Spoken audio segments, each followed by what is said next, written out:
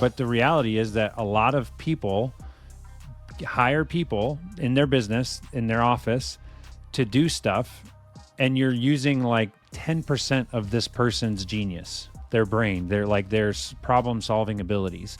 And if you were to ask them, like, which part of your job do you love and which part do you not like or not love, most of the time they're going to say the copying and pasting, the redundant, boring, like send out emails to 20 people for this week's projects. It's all of those things that people don't actually like doing it, but they're happy to do it because you pay them and they're getting a paycheck. So to me, the dehumanizing tasks is when you're giving someone repetitive tasks to do that aren't using their creative genius or their problem solving ability or allowing them to like stretch themselves. It's just like you're treating people like a computer. Chris Kiefer is the founder of Boolean Automation. He's a passionate advocate for living a life of purpose, and his mission stems from a deep belief in the business owner's profound impact on the world and when they align their actions with their true purpose. And he is on a quest to empower entrepreneurs to unlock their true potential by automating the dehumanizing tasks that hold them back, allowing them to enter their zone of genius and effortlessly tap into their flow state, where work becomes fulfilling and where time is abundant to focus on things that truly matter. Buckle up and let's have a great chat.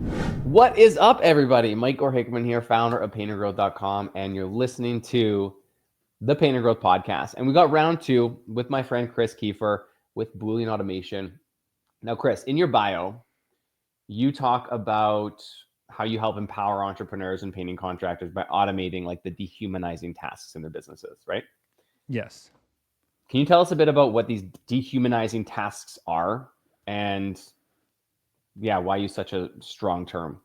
Yeah. So I am the broad mission that I don't think will ever change is freeing you up to do what you love. So I love technology.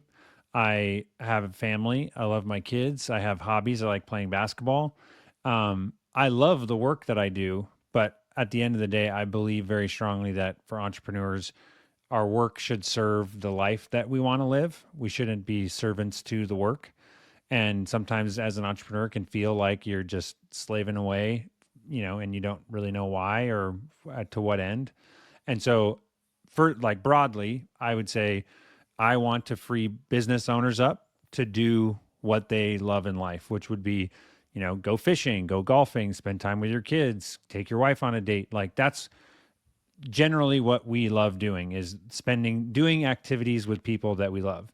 Hopefully you also happen to love being an entrepreneur. I know that I do, but that's like what we're trying to do for the entrepreneur. But that also filters down to your employees as well. And someone, I don't remember who told me, I wish I could remember so I could give them credit for this, but they said, Chris, do you know that you get a free brain with every employee that you hire?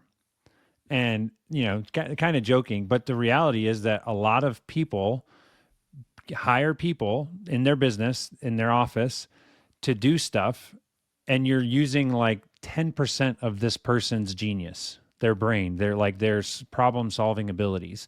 And if you were to ask them, like, which part of your job do you love and which part do you not like or not love, most of the time they're going to say the copying and pasting, the redundant, boring, like send out emails to 20 people for this week's projects.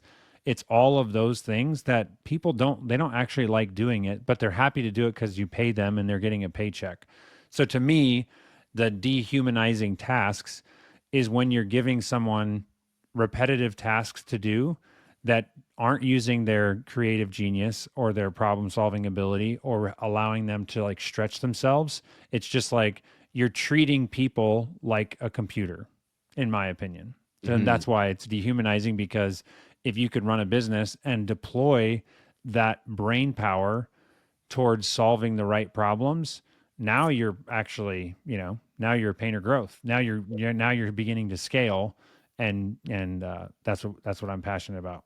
Yeah, I mean, we hire say we hire a painter and they come in and every day you tell them, all right, today you're going to do 2 bedrooms and the bathroom. All right, today you're going to do the basement. Okay, today you're going to do all the trim. Today, okay, make sure you you caulk all the nail holes and you paint all the baseboards with 2 coats, right? That level of, I don't know what you want to call it, like Management, micromanagement. yeah, micromanagement or task delegation or whatever. Like when you do that, that's the type of relationship where now that painter is calling you whenever something goes slightly astray.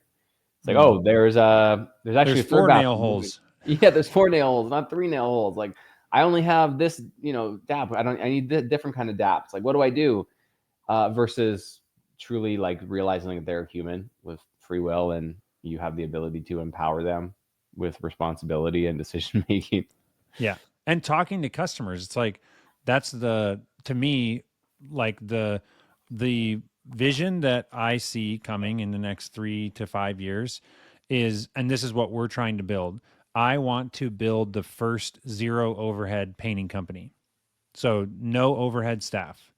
That day is coming, and AI is like just blowing my mind every day and what is possible. But basically how I define that would be painting business owners need painters and you need sales reps. And everybody else is overhead. And like obviously this can sound like scary if someone's an admin working in the office, but what that actually looks like tangibly in the next 2 to 10 years is okay, what's radically low overhead look like? And like how do you allow the person in your office to be super personable with every customer? Because that's the stuff that I would say is like that's what they love. Most people like talking to the customer, asking about their day, just chatting with them and developing a relationship with your customers. And they don't love the like clicking around on the like data entry and stuff like that. And so that's the Well, yeah, if you're that an I mean admin, that to go back to your point of it, like it sounds scary. It's because, well, number one, if you are doing things that can be replaced by AI, then yeah, maybe it is scary. But if you can provide more value and utilize these AI tools to make yourself 10 times more productive, that's how you can get job security as a painter or a production manager or sales rep or admin or whatever, yeah. is utilizing these tools the same way back in the 90s when the workforce who decided to use computers versus who decided they were scared of computers, that was the differentiator. Yes, 100%. And I think that there's the management is another thing that you could say is overhead. I would say like field managers, production managers, the people that are managing your people, you probably still have those, um, because I mean, scaling a business is people and processes. That's what you need. If you don't have the right people or you don't have the right processes, you're going to have a heck of a time scaling. The technology piece and the AI piece certainly is going to continue to be very helpful. But like I'm reading this book called Radical Candor.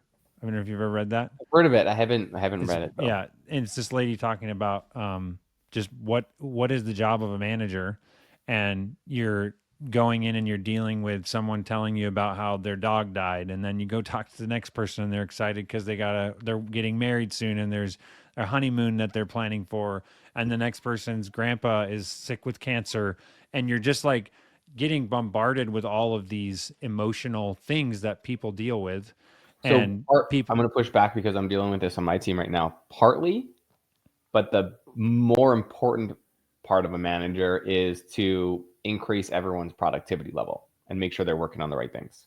Yes. And I guess what I'm saying is that those things that come at you as a manager, you have to navigate the emotions and like hear someone out, see where they're coming from. Okay, I understand you might not in the right headspace today, but you're trying to increase productivity, right? But the best managers are typically the ones that are the best at understanding and working with people. And that's the part that I think is essential when scaling. It's like, why do people leave your company? You know, they leave and a lot of times people will stay at a company that they're technically underpaid at because their boss cares about them. Yeah. Their manager cares about them and like asks them about their kids once in a while and There's stuff. like all these studies that say it's not about money, even though that's what you think it's going to be about. It's about you don't quit your job, you quit your manager. That's kind of what Yeah. I've heard. Yeah. I haven't had a manager in a long time, so I can't quite relate Can't to that. recall. Yeah, but I can get it. I try to create a good working environment, but not always perfect at that. Yes. So totally get what you're trying to do. Okay, so I understand what it is. Now let's go to the how. How are you going to create a zero overhead painting business? Yeah. So basically the way that I think about this, and this is like for, I also, I'm like, I want to clarify to people that I'm putting myself in the same boat that I'm about to describe. But for those of you that are dabbling, like I would say more than dabbling, if you're diving into AI and you're like really trying to push the limits on what's possible and you have AI receptionists and things like that, or suggesting like scheduling for you and whatnot, anything that is done primarily on a computer, like a job that functions in the workplace on the computer, eventually all of those jobs are going to go away.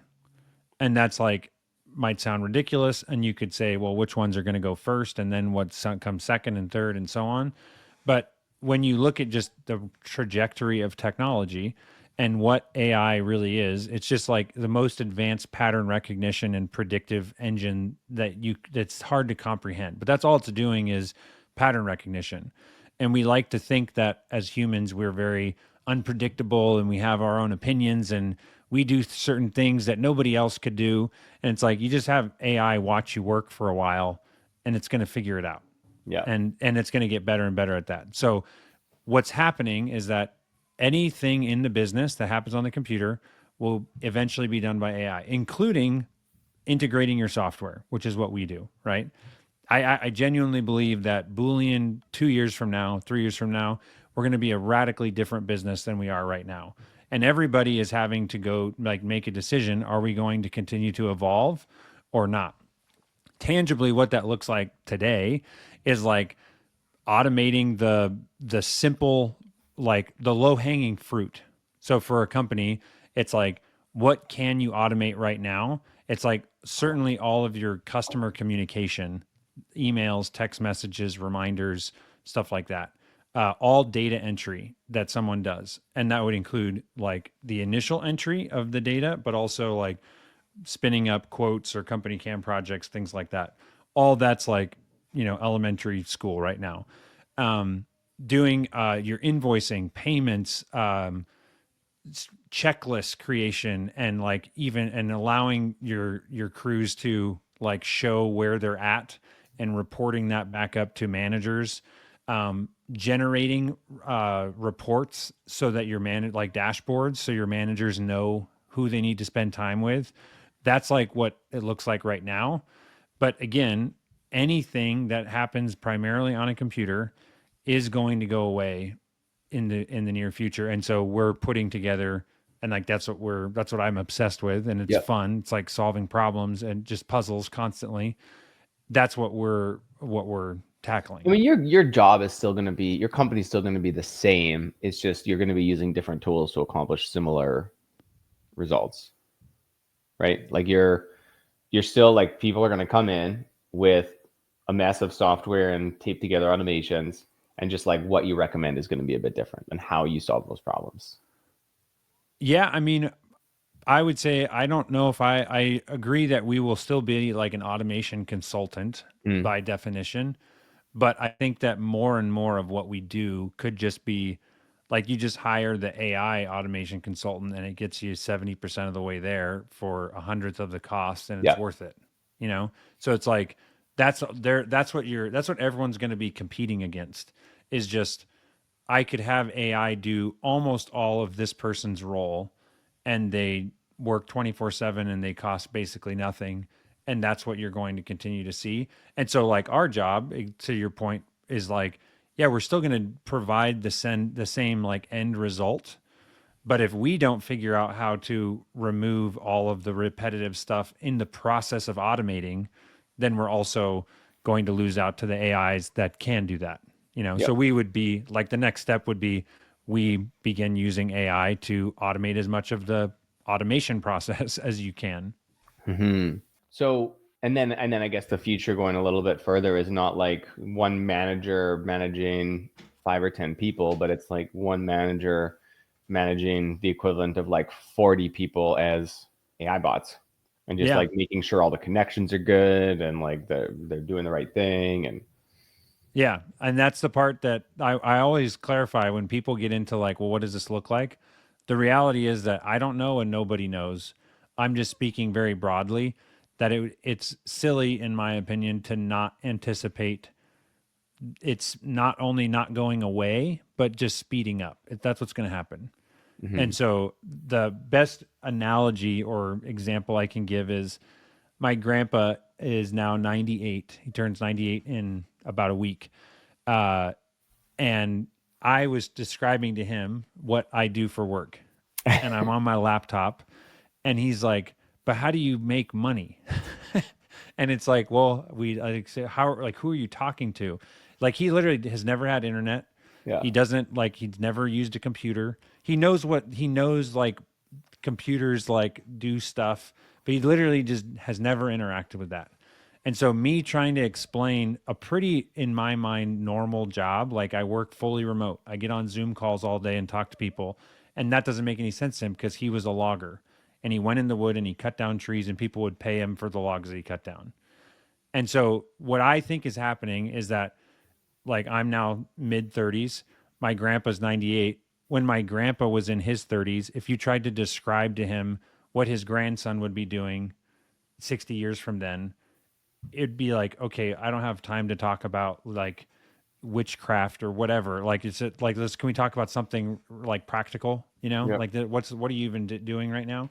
It'll be And interesting so to what's see happening though. with AI This is is, it's speeding up. So yeah. why would I think that I would understand what I'm going to be doing in 30 years when throughout human history, especially in the most recent time, my grandpa doesn't even understand what I do. So the way I think about it is like, since AI is compressing time for my grandpa, it's a 60-year window of like not understanding the next wave of jobs. And I think AI compresses that down to 10 to 20 years is just literally uncomprehensible. And so it's like, in the meantime, be aware of that, but also just like continue to dive in, learn the tools, engage with AI, and understand the basic principles that you're going to want to do more with less. You need to find a way to increase your capacity as an employee, as a business owner. How does that actually play out? You know, TBD. But that's kind of how I think about like what's coming. Yeah, I agree. It's like we have no idea. In the whole ChatGPT moment was like what, 2 years ago now, Yeah. and now it's so much. Encapsulates so much of our lives now, and just so capable in such a short period of time. So it's gonna be fun, scary but fun. Now, if we bring this back, this is a really philosophical conversation, but let's bring it back a little bit to actionable things that owners can do to improve their lives right now. So when we talk about dehumanizing tasks and simplifying businesses and getting things off of owners' plates, what are the lowest hanging fruits? What are the easiest things that you find to automate off of the average business owner's plate? Yes. One question first. What are the most popular softwares, just like rattle off 3 or 4, that your clients are currently using? DripJobs, Jobber, um, Paint Scout, Estimate Rocket. Those are probably the biggest ones. A lot of people using ChatGPT now, but in terms of like the paint specific ones, those would be them. Yeah. Because so what I would say is that uh, and I like doing this in like buckets of revenue. So 0 to 1, maybe 2. I'm a big fan of if you're not using an all-in-one system and you're in that 0 to 2, like you're literally just wasting so much energy. First, you're not coming across professionally. You're probably dropping the ball on a lot of things. So the first thing I always say, which is some would say like counterintuitive or doesn't make sense for me to suggest this, but it's the truth that what I would do if I was starting a business. When you start out, you want to find like the most suitable all-in-one for the stage that you're at. So yes, DripJobs, Jobber, Job Nimbus, any of those all-in-ones are going to be exponentially better than I don't even know what the alternative is, like Google Sheets and Spreadsheets. like spreadsheet. Yeah. Yeah, like that's the alternative. And it's like Jobber, for example, you've got your like payments, your scheduling, everything is just there. It's done. It's taken care of for you. I'm not as familiar with DripJobs, but I obviously it's like the painting specific piece of that. But I'm a big advocate on just to start out 0 to 2 million, find an all in one that you can embrace and under like know that it is not going to be perfect. There is going to be things that you're like, oh, but this company has something cool and their dashboards look cooler and I wish that I could do X, Y, and Z. It's like it doesn't matter because you getting to 2 million is not going to become easier by spending 3 months trying to find the perfect technology. And I honestly think my biggest advice for the startup painter owner is don't chase the shiny object of technology, which is like I'm contradicting this like AI wave, right?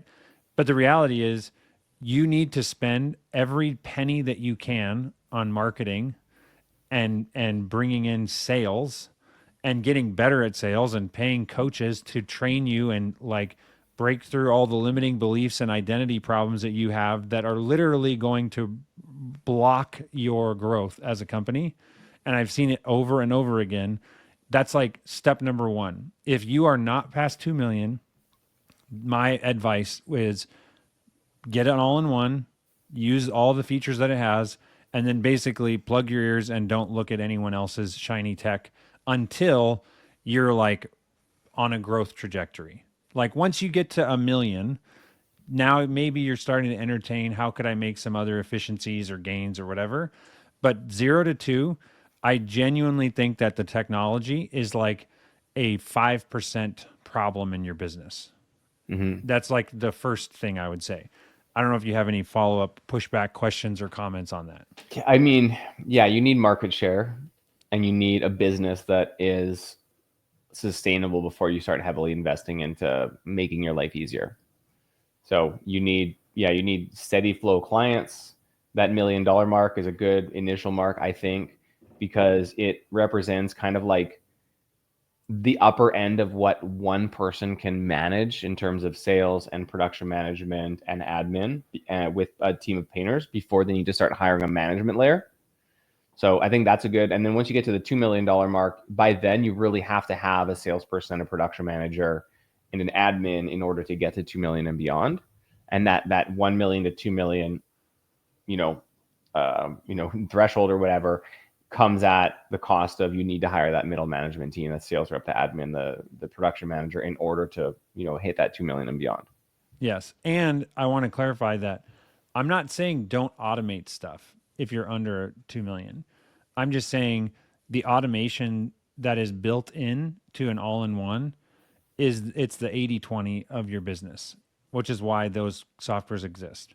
Is it's going to make your life way easier. It's going to make your quotes astronomically more professional. It's going to be easier to generate those quotes and you're just going to be able to focus on the real business problems when you're in that 0 to 2. I think I have talked to far too many painting company owners that it's more fun for them and an easier thing to trick themselves or lie to themselves that they're being productive and trying to scale their business by trying to connect all these wires with Zapier and all these other automated tools. And it's like for every 10 clients that you talk or potential people that I talk to that are like trying to solve this Zapier thing, there's like a very small number of real business owners that are just busy scaling their business and they just don't worry about that stuff until there's actually a problem to solve. And I think that the 0 to 2 spend too much energy solving problems that don't exist in their business yet. I had an analogy that I said yesterday to a client. It was like, imagine you're a mechanic and you're working on the engine of your vehicle, but the vehicle doesn't even have wheels. It's like, It's not okay, going anywhere. wrong problem, wrong solution. It's not going anywhere. You need to get the wheels on the vehicle first. And once you have wheels, you can at least push it somewhere. You don't even need an engine yet. You can just push it. Attach a Yeah. horse Or to it, right? just freaking take a bike, Yeah. walk, like go to the next destination. And then it's like, oh, I have to carry quite a bit of stuff. Maybe I should look at a more economical way to transport a lot of stuff, right? But yeah, it's 100% correct. Is that yes, that is going to be a problem, but the unfortunate reality is that generally, I think this is across the board. It's scarier for us to try to sell, try to market, interact with people, get rejected. That's a very hard thing to face head on. And so it's easier for me to sit in my office and watch YouTube videos about automating stuff because I can feel like I'm working on the business. And it's like your time would have been better spent if you literally went and knocked on 100 doors this afternoon Oh yeah. as opposed Easy. to trying to solve this automated Zapier thing to get your quotes automatically sent to the customers you don't have, you know? Yeah. It's like Alex Hormozy talks about what do you say, the 100, the daily 100 or something like that. It's like every single day, if you don't have enough customers, call 100 people, knock on 100 doors, send 100 texts, whatever. Like just do 100, send 100 messages every single day if you don't have enough clients. But most people don't do that. They want the automated way, the easy way. Yeah, 100%. So that's, yeah, just to clarify, that's the first thing I would say right away is just use an all in one. Granted, all of our clients don't use all in ones, they start getting into specialized software. But we also have, I think I have one client that's under $4 million in revenue. And that's just because the problems that start poking their head up after you pass two start to become more problematic when working with all in ones. And it's things like managing like 10 to 20 crews gets really complicated in Jobber. Reporting and like if I can have better marketing or analytics on not only like how's my ad spend, but like those types of things, saving 2% on your ad spend when you're a $5 or $7 million company is a lot of money. But when you're 300,000, you spending all this energy, it's just there's no ROI in wasting in spending time trying to preemptively solve the problems that are coming a year, 2 years from now. Sure. So let's put our painter caps on. Assume you are in the shoes of a $500,000 a year painting business owner. Okay, they have Yep. jobs coming in. You know, they're running their own production. They're doing their own sales. Decent outlay of jobs. What are the things that they could easily or should easily automate to make their lives easier right out the gate? First thing I would say is your Google reviews.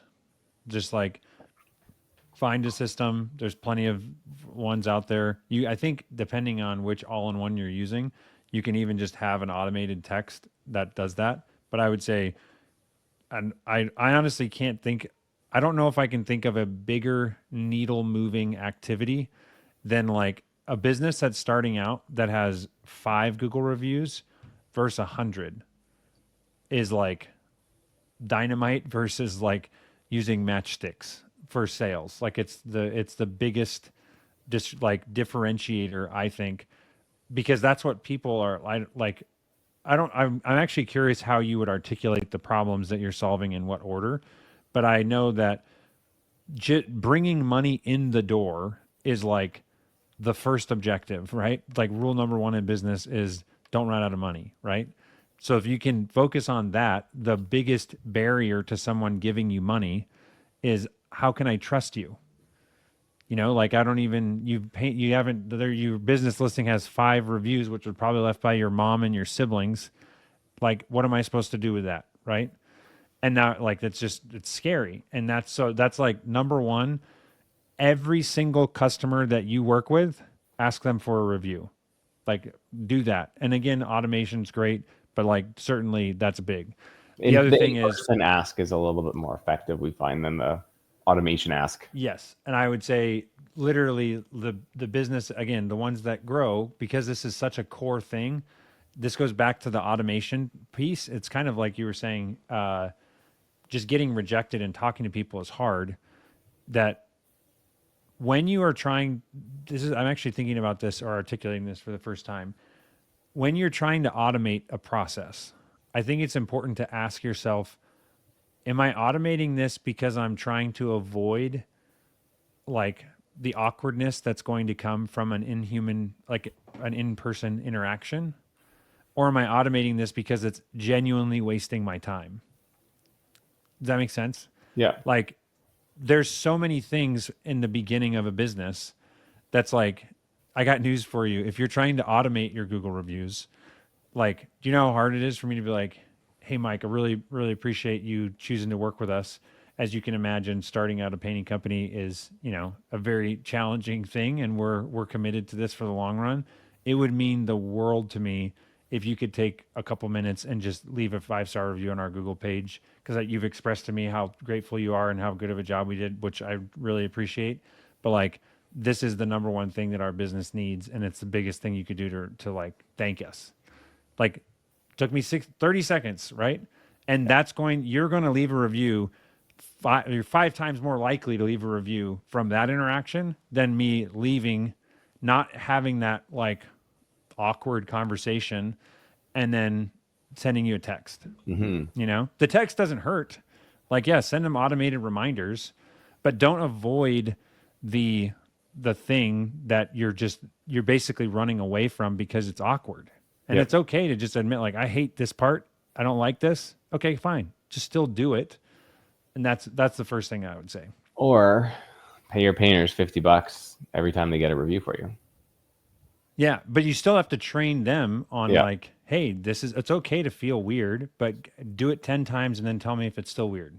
Yep. But so Exactly. I would say that the other thing is certainly, and these are all things that are solved inside of an all-in-one, but you got to have a streamlined way to put quotes together. Like, I don't know if I can think of a justifiable reason to not present quotes on the spot. Like, I don't know why, if you're not doing that because you have to put the quote together at Yep. home, It's ridiculous. there's a big problem there. So I would say some more streamlined, integrated way to get quotes together that are going to be profitable for your business.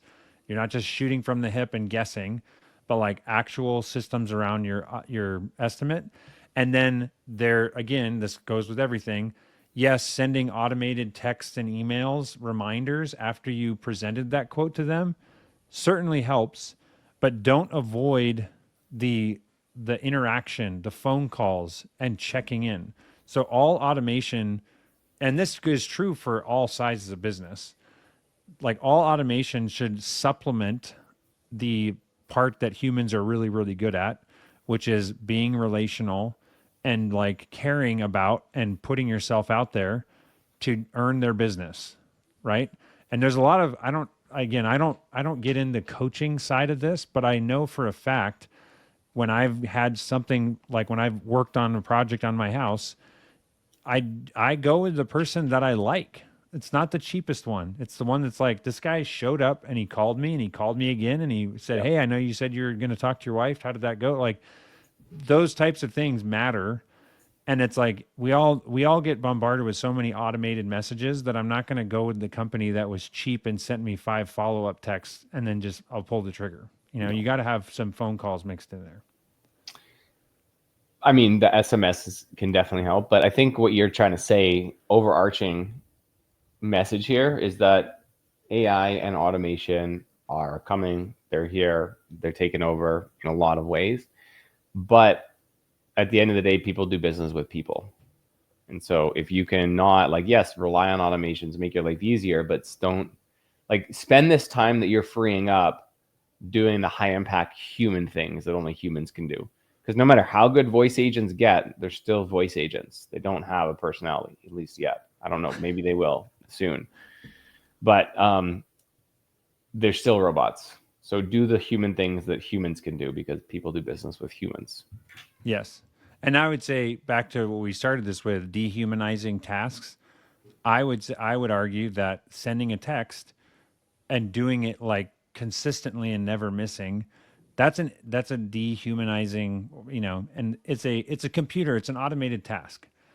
It doesn't mean you don't need to do it. It just means, what's the human side of sales follow up? And how can you maximize the time for that human interaction? And it's by automating the other things that, like, I can have a computer send a text every 3 days to all my customers, and that saves me a lot of time. But that doesn't mean I don't need to, like, that's not my follow up system now. That's just a part of Yeah. my sales process. And I also happen to call people the day after, on day 3, day 5, day 15, day 30. Yeah, Those maybe are the my phone automation in calls. that case is like the reminder for yourself to get sent at 5 o'clock Monday, Wednesday, Friday for you with your list of calls that you need to make.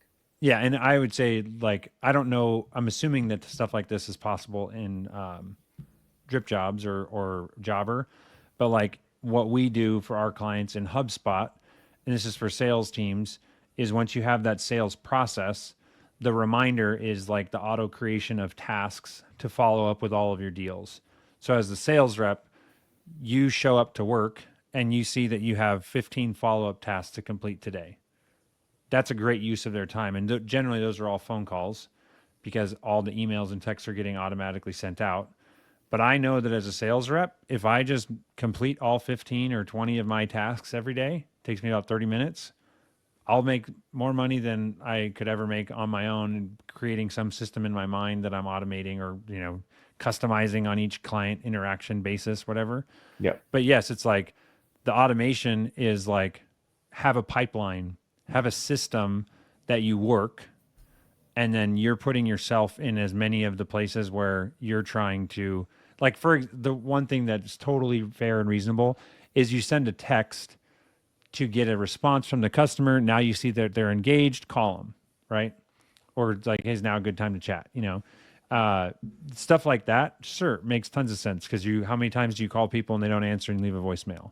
Yep. So, like, yes, there's lots of opportunities for that, but I think in general, and I mean, anyone, you're in the same situation that we're in, where you talk to so many business owners and you see the ones that grow and scale quickly, which is what everyone says they want.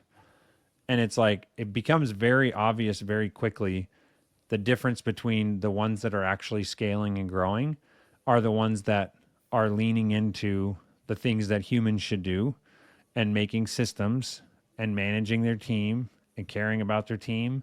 And like, that's all like the first. And I think just it's a huge problem, a bigger problem, a more valuable problem to solve. And then don't get me wrong, like, I've got tons of content on how to integrate and automate things because that's what people are looking for. Mm-hmm. But at the end of the day, the unfortunate thing when people get on calls with us and they're like wanting me to solve their problem, which is, I need to get to 2 million. And I'm like, I hate to break it to you, but I can't solve this problem for you. I automate things, but you're missing a coach. You're missing a system and a software to take away the bulk of these problems. And yes, I think that my system is a good system. Once you get to 4+ million, it's the best one out there. But I wouldn't, it'd be back to your car analogy. I feel like I would be the most, slimy car salesman ever if I was selling a Corvette to, like, a couple that just had their first baby and plans to have a couple more. You know what Yeah. I mean? It's like, it seats two people. This isn't even functional for you. Like, Yeah. why It's would the I do wrong that? solution. Yeah. Okay. Now, so what if we now fast forward to like those $4 million, $5 million painting businesses that you're working with? What does like a automation package look like? What dehumanizing tasks are you removing from those leaders' plates? Yeah. So once you get to the 4 million mark, what happens is, software wise, and that's the first thing to get right, is I think that it makes sense to shift from an all in one to a best of breed.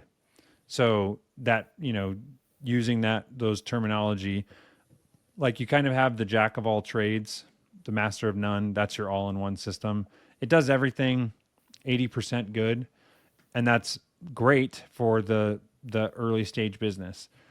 Then you get to a point where there's better estimating tools that exist out there.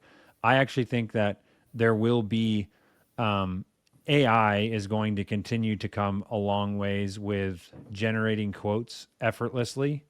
There's We already built we stuff. built an AI proposal builder. It's Yeah. just finishing beta testing. It doesn't do estimating, but it's like a voice. You speak into it, and then it kicks. You ask a few questions, answer a few questions, and then it kicks out like a perfectly formatted proposal. Yes. But it doesn't have the pricing yet, which is a part of it. Yeah. But that's happening, and it's going to continue to get better. And that's where I would say, what happens as you get bigger is you need the best solution for each aspect of your business, and you need all those to act as one. And so I would say you look at, I need the best CRM, which in my opinion, HubSpot is just hard to beat. Yeah, They were in discussion. Google was going to buy HubSpot about a year and a half ago, and that ended up not going through. But just to talk I'm about surprised they didn't. what's that? I'm surprised they didn't. Yeah, but when you think about like what that means and the strategic move that would have been for Google, HubSpot is like, it's HubSpot and Salesforce are up there for the biggest. HubSpot kind of started a small business and grew, or its target was small business owners and then grew upwards. Salesforce was like enterprise and they've been trying to scale down. And I just think that the user interface and the usability of a small business to enterprise is like more appetizing and easy for people to get Yeah, into I've than trying used to. Salesforce when I worked for a different small business like 5 years ago, and it was way too enterprise for what we were trying to do. Yes. So, anyways, I'd say the best CRM, and the reason I break it into all these different things is because what AI is doing is it's fracturing the possible sales or the software opportunities like that can be optimized. And what I mean by that is, you know, 20 years ago, just an all-in-one system that did everything is pretty good. That's awesome. But what's going to continue to happen, and it's already happening, is that someone's going to come up with a really slick way to do estimates with AI. Hmm. And that's like a huge optimization like thing that's going to continue to happen where you can upload photos and maybe use your Apple Vision Pro to get dimensions of the whole house and you just walk through it, or have customers just scan their house with lidar on their phone and they're like, I want this room, this room, this room done. Like that's all stuff people are going to work on that problem, and that's going to be an app. And it's Yeah. just going to continue to get easier and easier to give accurate quotes and pricing. And that's something that is going to be solved by a niche software that focuses on estimating, right? And then you have HubSpot for the CRM. They're working on like honestly, this is what I think, this is my prediction of the biggest impact on a business in the next 2 to 3 years. Imagine, like, this is already starting to happen. There's a few points of communication that get lost, but AI can do more the more context it has. So right now, what we're doing with our clients is we're consolidating all client communication into HubSpot. Okay. Every email, every phone call has a transcript. You could go as far as like in-person interactions. So Can you like using text like, directly what's that? can you text an SMS directly in HubSpot too? Yes, and depending on the like, you have to use a VoIP system. You can't like iMessage text, but yes, you can Yeah. use like Ring Central or whatever. But imagine you consolidate every interaction with a customer, and it's in that customer profile. How much more is AI going to be able to do for your sales team when it has full context of everything? And like this is like early stages of ideating, but this is the type of stuff that I love, like talking about sales follow-up processes. If you had every point of communication documented and it's saving like key events that the customer's mentioning to your receptionist and to your sales rep and all that type of stuff, you could then get to a place where you're basically, you could think of it as like you have a custom AI that's managing the follow-up for every customer based on their requests and desires and everything. So it's like you still have that salesperson to work the system and know when to call, but when I call, it's telling me, hey, they said they were going on a vacation till here. It's all right in front of you. Like Yeah. that's possible right now. It's possible. It's like cumbersome, but imagine like HubSpot is guaranteed working on this problem of how can we, if we have all this data, and that's what CRM, customer relationship management, if you can get everything in there, it's going to be able to do 10 times what you could do on your own, especially if you have scattered information all over. So, anyways, you have the estimating, hubs, the CRM. Then you need project management piece. That's the other core system, and then a finance piece. So it's estimating, CRM, project management, and finance. And those are where I think they're like good sized buckets to split your tech into. And so that comes out to 4 softwares, at least for now. There's some other ones that I'm a big fan of, like you can add Company Cam for photo management. That's great. Sometimes Yep. people like to save the cost, but it's relatively inexpensive in my What do you opinion. find works well for project management? So Monday is popular. My preference is Airtable. But there's also, this is the next thing I think is going to be coming, is there's so many tools that exist out there to solve. Like I've talked to people that use Trello. Um, Asana. Asana can work, but for painting, the reason I would say Monday and Airtable are at the top of my list is because of how much you can customize it. The other systems are pretty rigid. Like, so I'm just a fan of, everyone has slightly different ways that they like to break up their crews and stuff, but those are my favorite for project management. The one thing I would say that I think is sooner than we think is that we're going to be getting pretty close, like say a year or 2 years from now, where I think you'll be able to just talk to an AI and literally build a custom project management thing from scratch, potentially in Airtable or some other tool. But like there's a tool we've been playing around with called Lovable. That's Yep. like an AI app Development. builder, and it's Yep. like we Nathan on our team built and this literally in about 12 hours. And he's not a developer. He just had this idea that people had been asking about for a long time, and he built a working prototype in 12 hours that would suggest the optimal time for an estimate based on like what's already on the sales rep's calendar, and like looking at multiple sales rep calendars and where the person that's needing an estimate lives. So like minimizing drive time and like presenting, here's the top 3 choices. And so it's like, we don't sell that. We were just literally like, oh, I wonder if we could solve this problem and how hard would it be? And you can do that right now. So it's like in 6 months, what else can you do, and how fast are you going to be able to generate that solution? And so there's a trade-off when you start building your Really own apps, though. commoditizing software. What's that? It's really commoditizing software. Yeah, exactly. And it's just, then it goes right back to what we talked about at the beginning of this, where just imagine like if I'm a startup painting company, and I know that if I focus on my systems, hiring the right people, managing those people, and getting really freaking good at selling, you'll be able to wave a magic wand in 2 years and your software problems are going to go away. Like and even like, it's just really hard to think about, but I've spent time just like brainstorming what's like a crazy world, or how does this play out?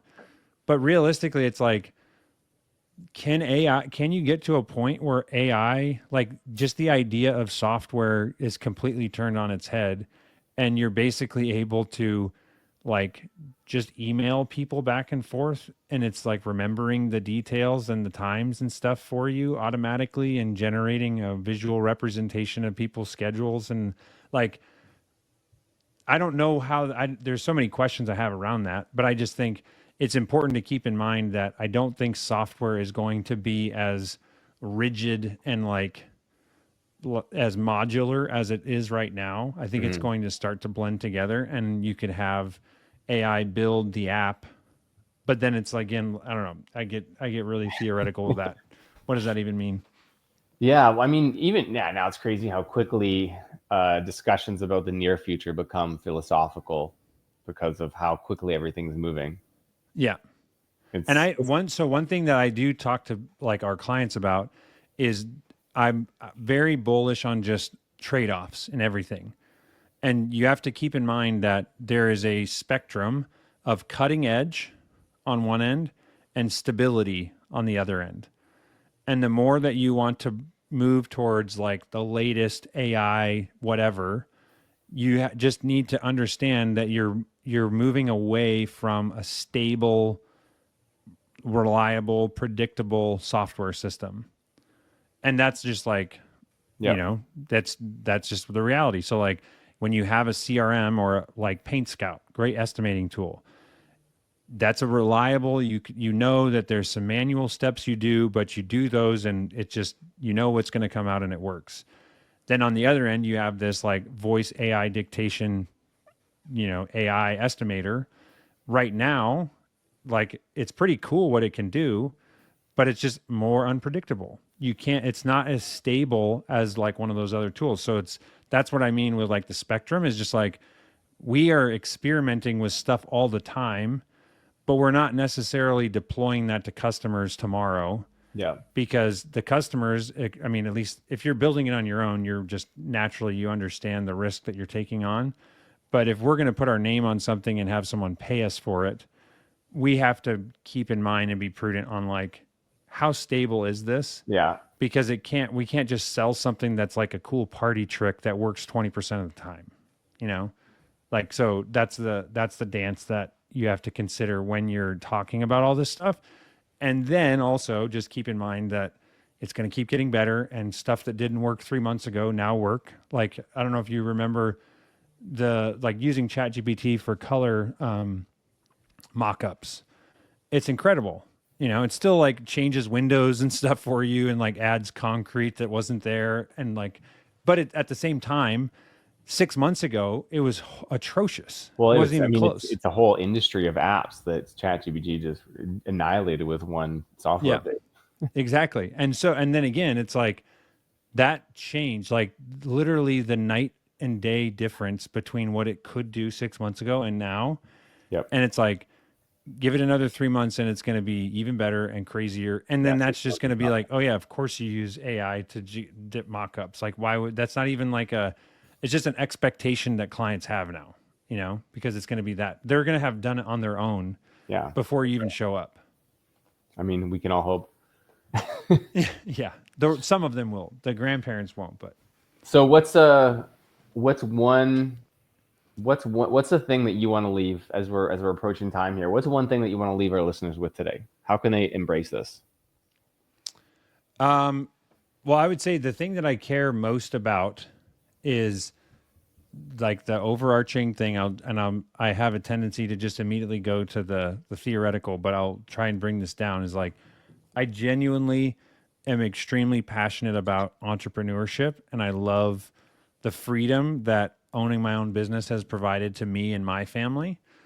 And I want the people listening to this podcast, I want them to be able to reach that stable place of running a business. And I like it would be way cooler for someone to be like, hey, a year from now, hey Chris, I heard this podcast that you were on, Painter Growth, and I was previously spending all these hours on YouTube and looking up Zapier tutorials and whatnot. And after this podcast, I just started focusing on the real business problems that I was actually encountering. And now I'm 2, 3, 4 times the revenue I was then. Like that would be the biggest thing that I feel like I would want someone to take away is yes, play around with technology. Use AI in every aspect of your life. Like don't hide from it. But when it comes to your business, just know that you like it's been incredible to see what you've created with Painter Growth. And like I was saying to you before the call, I think you guys are genuinely, you have to be the top consultant coach out there to get people from 0 to 3 million. Like if you're in that window, like what you're providing is that's all the stuff that I'm not like, we don't offer. So Yep. like really my interest in coming on this podcast is to get more people to the 4+ million mark and then call me when they're at 4 million, because then we can change the game and like, it'll blow your mind. But Yeah. I also don't want to, push something that isn't right for that stage of business. But I think that's the biggest thing I would leave is just recognize and be self-aware enough to like process what is limiting me right now and like focus on those problems, which is people and processes. And then the last thing I'll say is People and processes scale businesses. Technology just removes friction. So if you have the right people and processes in your business, you add the right technology. It's like going on, if you've done a Peloton workout, it's like being on 99 resistance, and then you add the right tech in, and all of a sudden feels like you're on 5 Yeah. because there's no friction. But if you don't have the right people and the right processes, you add technology in prematurely, and the friction's gone, and you spiral out of control faster than you know how to handle and recover. And you start, customers are mad at you, and you can blow up your business or run out of money because you I like forgot that. that you should be If you're going in the selling. wrong direction, you need the friction. But if you're going in the right direction, you want to remove the Yeah, friction. friction is actually good. It buys you time. It slows time down in a good way and allows you to make mistakes and correct and adjust and try again. And if you take too much of the friction out too prematurely, it increases your risk and just makes the stakes higher on everything. Yeah. Well, my man, this has been excellent, fun conversation. I love getting philosophical about AI in the future. And no, that was awesome. How can people reach out to you if they're ready? So I have a YouTube channel, Boolean Automation, and then our website is helloboolean.com. So yeah, leave a comment on YouTube, message. You can find my contact information on the website. But yeah, I am always happy. I'm doing just like an hour long chat with a guy that I work out with at the gym who owns a fabrication company. And so I don't get me wrong, I love talking about tech, and I'm happy to sit down and chat with anyone. But I don't charge for those. It's just like fun for me to share my knowledge and wisdom. So if you're a painter and you want to pick my brain on something, I'm like, don't be intimidated or scared. Like, I love chatting about that, but I'm just very realistic on when you've seen enough consultants and who they work with and talked to enough. We've talked to over like 125 businesses in the last 3 years, all painters. And you just start seeing patterns. It's like, Sure. it's pretty like black and white what works and what you should be focusing on at which stage. And we're just trying to settle in nicely and then continue to deliver value to that niche as best we can. So Awesome. Well, hey, man, thanks for coming on. And look forward to doing it again and seeing at one of the conferences coming up. absolutely. Thanks again. Thank you so much for listening all the way to the end. We truly appreciate you spending your valuable time with us here at Painter Growth. If you're getting value and want to keep supporting what we do, please make sure you're following us on Spotify and or Apple, wherever you're listening to this. It would mean the absolute world if you could also take a moment to leave us a review and share what you've learned or how the Painter Growth podcast has helped you. Your reviews change the game for us. They're incredibly important because they help us reach more painting contractors just like you, showing them the real value and insights that they can gain from tuning in. It helps grow our community and ensure more people just like you can benefit from these conversations. And with that being said, we'll see you in the next episode. Peace.